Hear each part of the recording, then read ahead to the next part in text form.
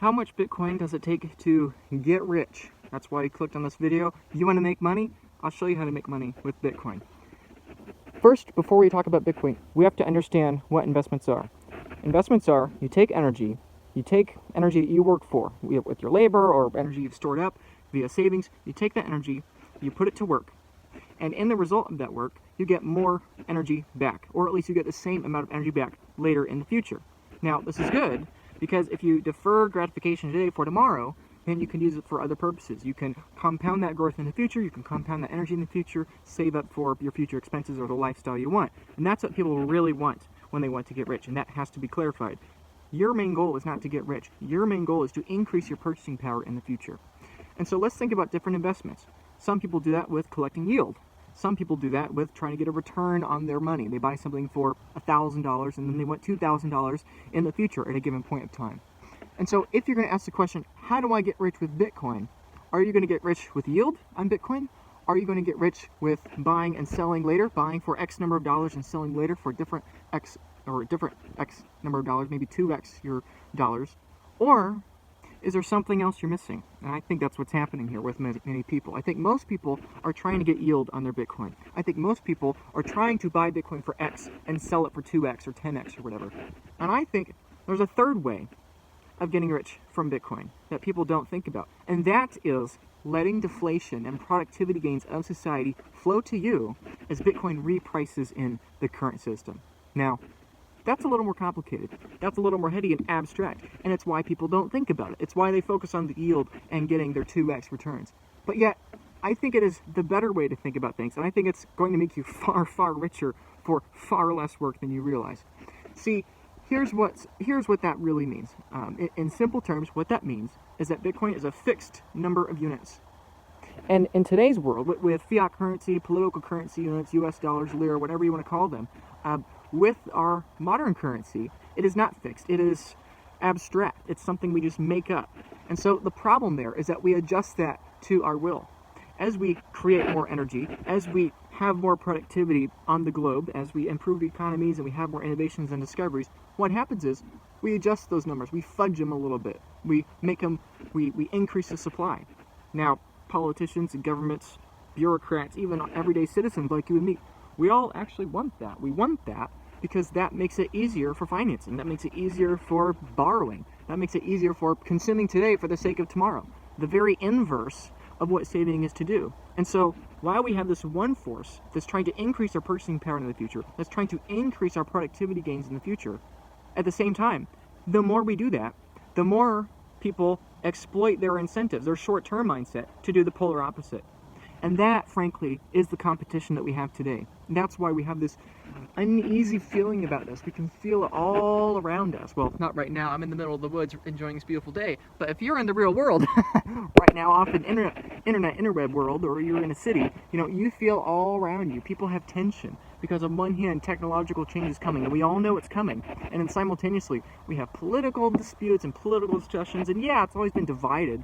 But something feels a little off, and this is precisely why we have this incentive structure, where people are trying to preserve the purchasing power in the future, trying to push it up, because that's the nature of the free market, that's the nature of economics, that's the nature of capitalism, whatever you want to call it. That's the nature of complex emergent behavior, as Jeff Booth likes to call it, between human beings in that kind of free market system.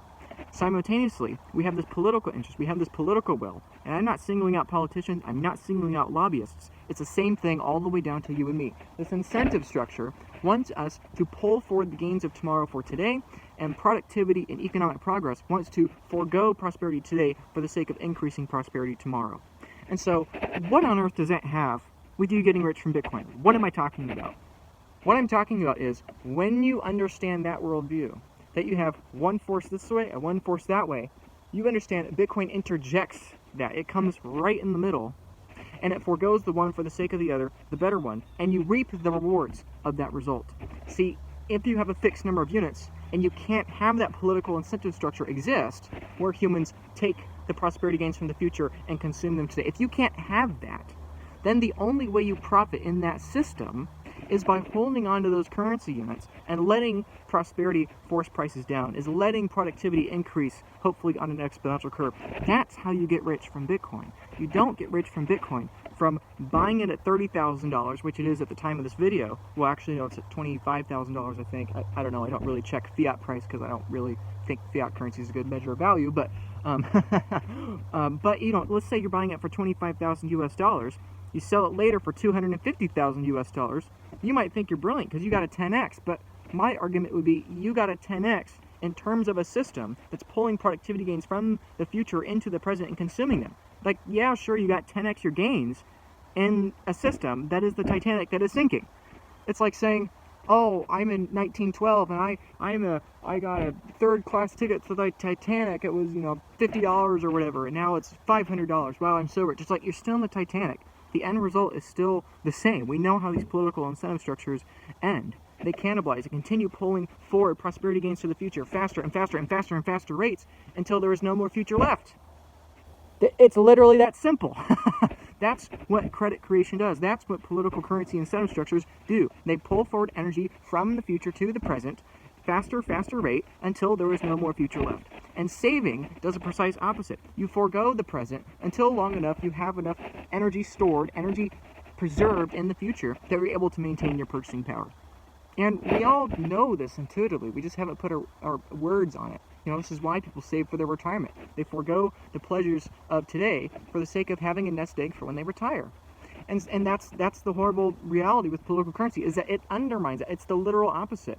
And it's like two trains heading towards each other at a head-on collision, chasing at each other, both each at an exponentially faster rate. And the faster they approach each other, it's a hyperbolic exponential pace, as the exponential speed of one directly impacts the exponential speed of the other.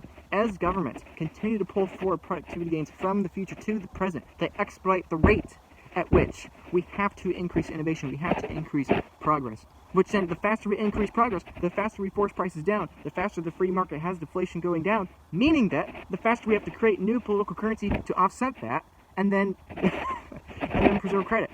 It's the thing you need to understand. I know I've gone on a rant. The thing you need to understand is that if Bitcoin is this kind of straight line, the way you get rich from Bitcoin is not chasing yield on that.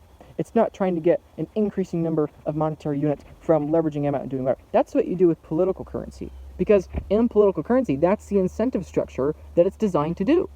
The incentive structure is designed for you to pull yield from the future and get it today. The incentive structure is designed for you to get those increased monetary units in the future precisely because we will increase monetary units in the future. Your goal as an investor within the fiat world is not to make more currency units. Your goal in the future within fiat currency is to make more currency units faster than the rate at which we convert currency units. If you're buying a stock at $100 and selling it later for $300, well, let me rephrase that.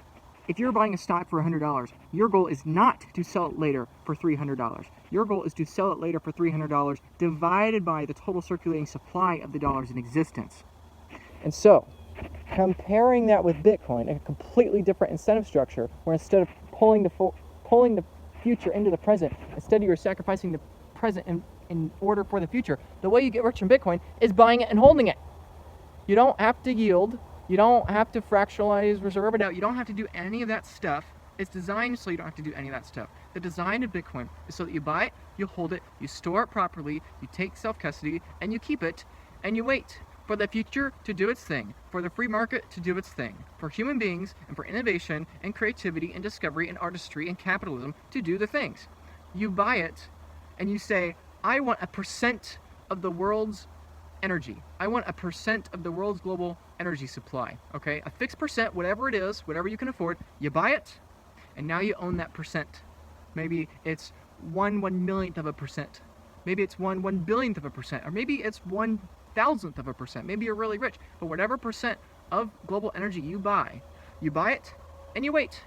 Because if you are saving money, which in this case you literally are 100% of the time, if you are saving money, you inherently are an optimist on the future. You inherently believe that the future is probably going to be better than the present. The future is probably going to have more energy globally than it does today. And if you're not an optimist, then why are you saving at all? You should be saving bullets and guns. That's what you should be saving. You shouldn't be saving the money of the society and culture of the future. Because if you aren't an optimist and there is no society and culture of the future, then why are you saving the money of that future anyway? And so in buying Bitcoin and saving it for the future, it's inherently an optimistic action. It's inherently believing that the future is going to be better than the present. And it's inherently saying, I want a fixed, immutable percentage of the energy of the planet, of all the humans, all the companies, all the governments, everything that is productive, everything that has any potential economic value in the past, present, and future. I want a percentage of that. And so, all you have to do is hold it into the future. You don't have to chase to try to get a perpetually higher number of monetary units because you're not being consistently debased. Compare that with the dollar here. With the dollar, you can't do that. With fiat currencies, you can't do that. You can get a certain number of monetary units, but you're not going to have that fixed percentage in the future because Mr. Politician is going to create more political currency units. And if Mr. Politician doesn't create those currency units, people will vote in another politician that will create those currency units. And so because we create those currency units, the percentage of global wealth you own in the future is not the same as it is today.